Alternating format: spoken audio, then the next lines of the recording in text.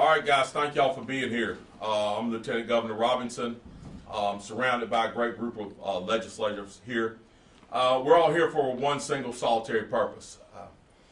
During the pandemic, we lost a lot during the pandemic. Unfortunately, we lost a lot of lives, and we had a lot of downtime, lost a lot of businesses.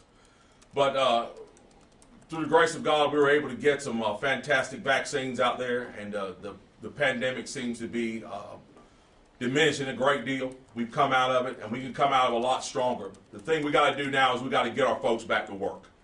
And we believe that the way to get folks back to work primarily is by ending some of the things that we see coming from the federal government. But we do have some programs, we do have some bills that we have sponsored right here in North Carolina at the federal level that are going to be for that purpose, to get folks back to work. Because I believe this economy can come back and come back roaring strong if we put the power back into people's hands and put it back in the hands of business owners and entrepreneurs and give them a way to get some employees into the doors to get this work done that they desperately need. So without further ado, I'm going to turn this over to which one? Who's going first?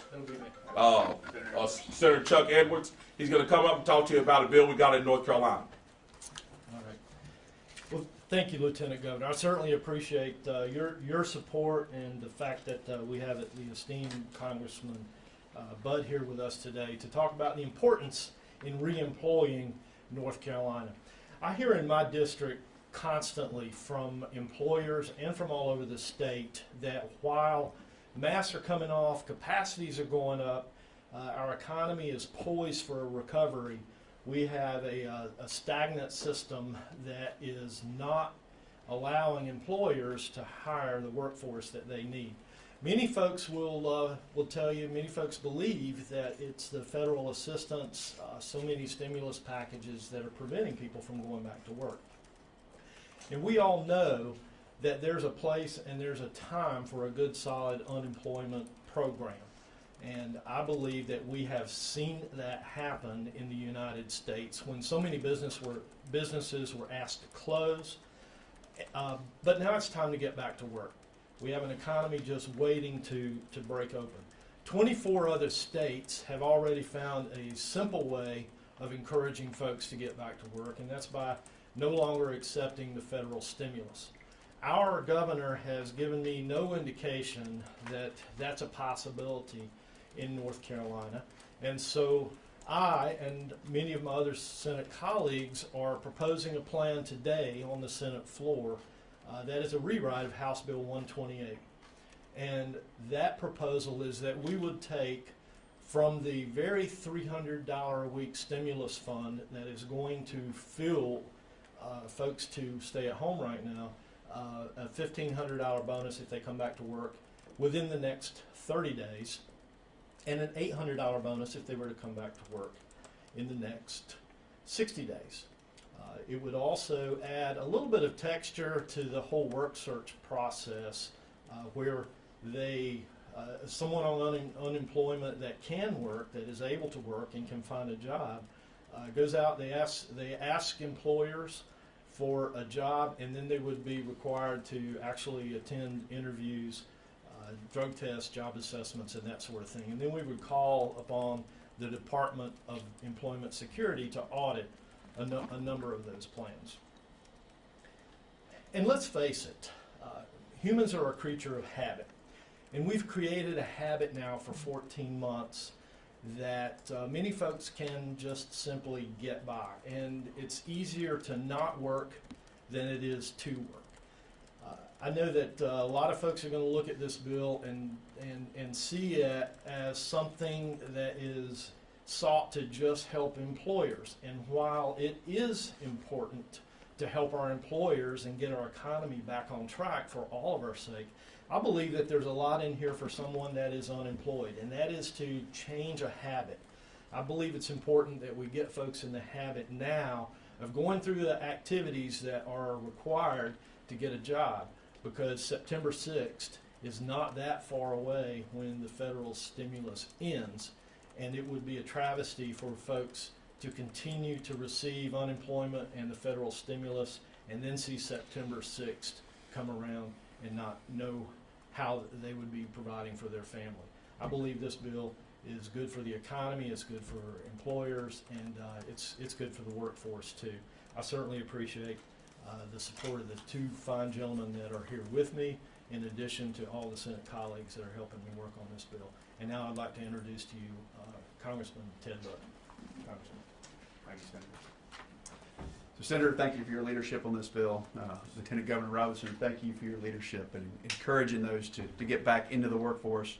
You know, the reason we're here today is to highlight some proposals that we have on the federal and also the state level. Senator Edwards has introduced this bill along with his colleagues here in the state Senate to get people back into the workforce. North Carolina Republicans are committed to getting North Carolina back to work. We've seen the numbers, 8.1 million job openings, but yet only 266,000 jobs created as of the last job report. We've all heard from small businesses and job creators around the state, and they simply can't find workers to fill the job openings. The number one priority needs to be getting folks back to work as quickly as possible. I'm proud that Senator Edwards has taken the lead right here in Raleigh to do just that. On a federal level, my bill is called the Back to Work Bonus Act. We've got support from, and I'd like to thank the North Carolina Restaurant and Lodging Association, Winston-Salem Business Inc., and other organizations that have come on board. It really seems that we have right now, unfortunately, a stay-at-home bonus along with the enhanced unemployment. So my bill would convert that to a back-to-work bonus in the form of a one-time $900 payment to get people back into the workforce. But remember, the cost of the bonuses would be taken from already appropriated unemployment funding, which would be a net savings to the taxpayer. So it's not additional money. All the good intentions of government spending around the world or here in the U.S. just cannot replace the productivity and the dignity, as Senator Edwards referred to, of a job. So bottom line, whether it's in D.C. where I work or in Raleigh right here, I'm going to support any proposal to incentivize more North Carolinians to get back into the workforce. Thank you. And with that, we'll be happy to take any questions. Senator, several states already have these programs in place. I understand Arizona has it, Montana, and a couple others. How did they go about financing the back-to-work bonuses? Did they get a waiver from DOL, or are they paying for that with state funds? I believe the other states are suggesting that they use the ARPA funds, the American Rescue Plan funding, to do that. Our plan is to take the federal money that is supplementing folks in addition to the unemployment funds that we offer here in North Carolina to fuel the back-to-work bonus. But you're not talking about cutting off those benefits. You're talking about flexibility to use both kinds?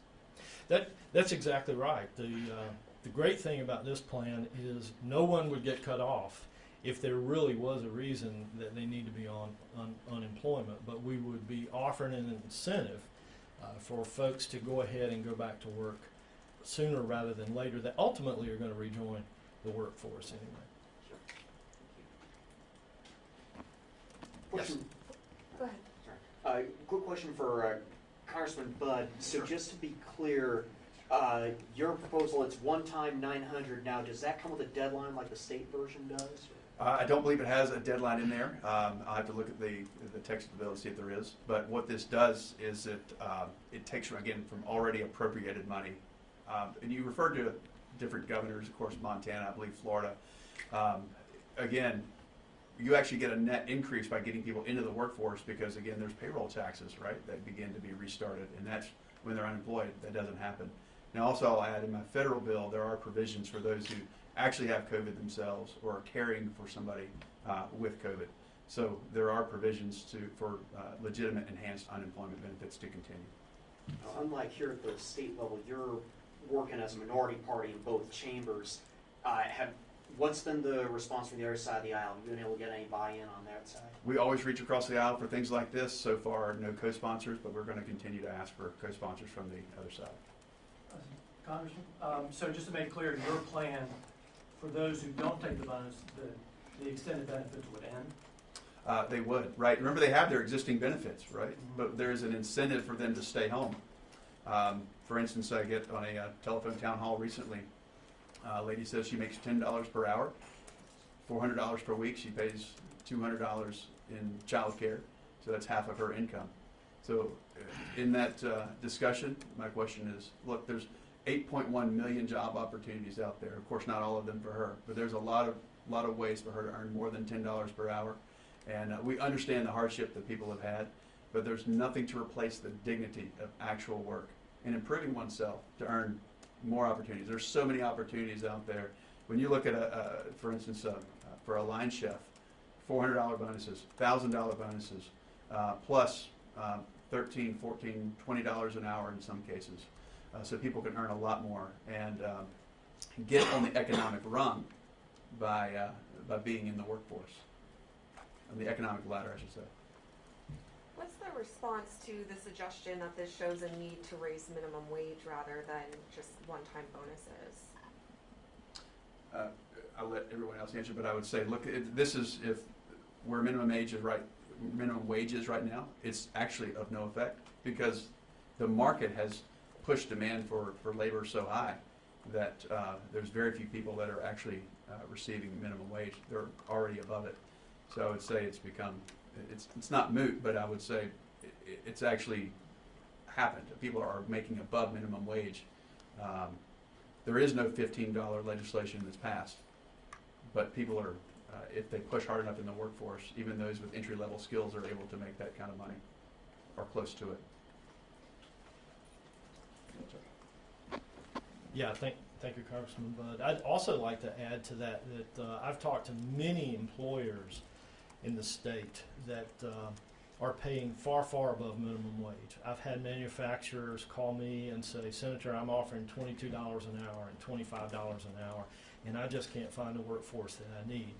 And one of the hazards of us finding ourselves in this particular situation is we're seeing jobs go overseas. I've had manufacturers tell me that they're now pushing jobs to Asia and to Mexico because they have no problem hiring abroad.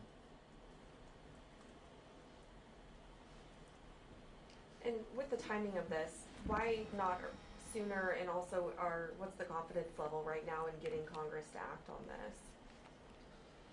I'll let you take this one. I would say when you see the different states removing the mask mandates, things are starting to open up, restaurants at full capacity.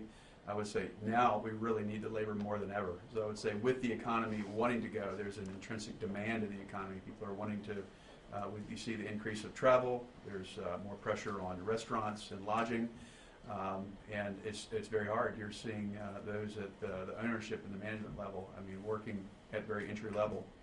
So it's very, very difficult for those even to keep their doors open to serve the public right now. So we need people that have been incentivized to stay at home. We need them as a country, as an economy, the strongest economy in the world. It's been through quite a rough patch in the last 15 months. But we need people to not be incented to stay at home, but be incented to get back into the workforce. Oh, sorry, go ahead. Just a question on the timing here. Obviously, the federal benefits are slated to run out in early September anyways. Is this a situation of if these plans, either the state or the federal, don't pass in the next couple of months, it's kind of a moot point, or is it something that could keep going until the end of the year if need be? Sure. Yeah, thanks. From the state level, I'll say that one of the things that my old football coach taught me comes to mind, and that's always keep your shoulders square to the goal line and keep your feet moving.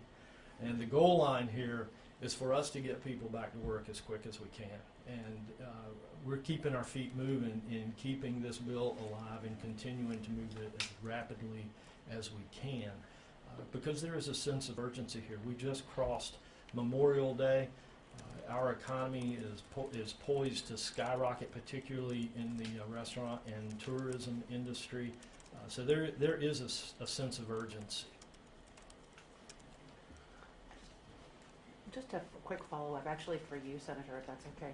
Sure. You had mentioned that you've got folks who are having trouble filling $22, $25 an hour manufacturing positions. Are you saying that the $300 a week check is keeping people from taking those kind of jobs? Because that would be a whole lot more money than $300 a week. I'm not going to analyze the precise cause and effect, but let's face it, it is easier to not work than it is to work. A lot of planning goes on in one's life, and it creates a lot of discipline.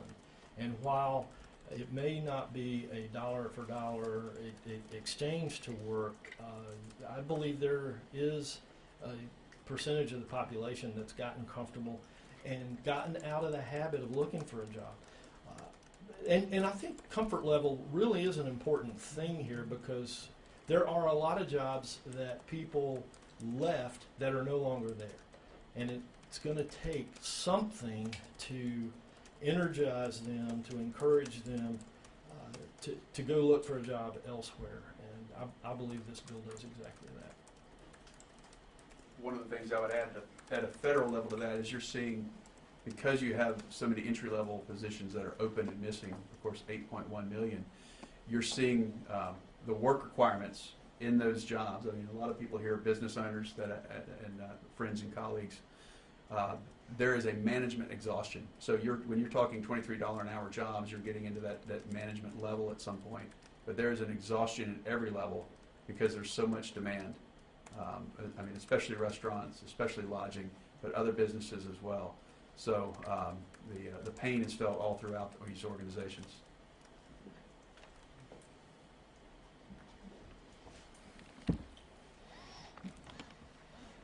All right, it looks like there are no other questions. I'd just like to thank everybody for your time and attention this afternoon.